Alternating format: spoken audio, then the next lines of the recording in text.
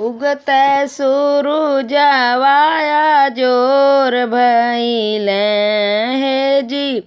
उगते सूरुजवाया जोर भइले पंडित हवन कराई बड़ी देर भइले। पंडित हवन कराई बड़ी देर भइले। हवन महक सुनी राम जी आए। राम जी आए संग लक्ष्मण जी आए। लक्ष्मण जी आए संग लक्ष्मण जी आए। सीता के आवे से अजोर भइले हे जी। सीता के आवे से अजोर भइले पंडित हवन कराई बड़ी देर भइले। पंडित हवन कराई बड़ी देर भइले। हवन महक सुनी कृष्ण जी आए। कृष्ण जी आए संग दाऊ जी आए। कृष्ण जी आए संग दाऊ जी आए। राधा के आवे से अजोर भइले हे जी। राधा के आवे से अजोर भइले पंडित हवन कराई बड़ी देर भइले।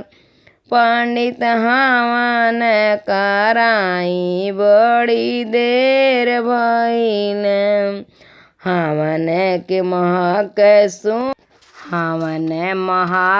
सुनी ब्रह्मा जी आए।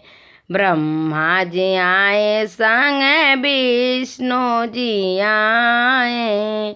विष्णु जी आए संग विष्णु जी आए। लक्ष्मी के आवे से अजोर हो जाला है जी। लक्ष्मी के आवे से अजोर भइले पंडित हवन कराई बड़ी देर भइले। पंडित हवन कराई बड़ी देर भइले। हवन महक सुनी शंकर जी आए। हवन महक सुनी शंकर जी आए। शंकर जी आए संग गणेश भी आए। शंकर भी आए संग गणेश भी आए। गौरा के अइले से अजोर भइले हे जी। गौरा के अइले से अजोर भइले पंडित हवन कराई बड़ी देर भइले। पंडित हवन कराई बड़ी देर भइले। उगते सूरुजवाया जोर भइले। उगते सूरुजवाया जोर भइले पंडित हवन कराई बड़ी देर भइले।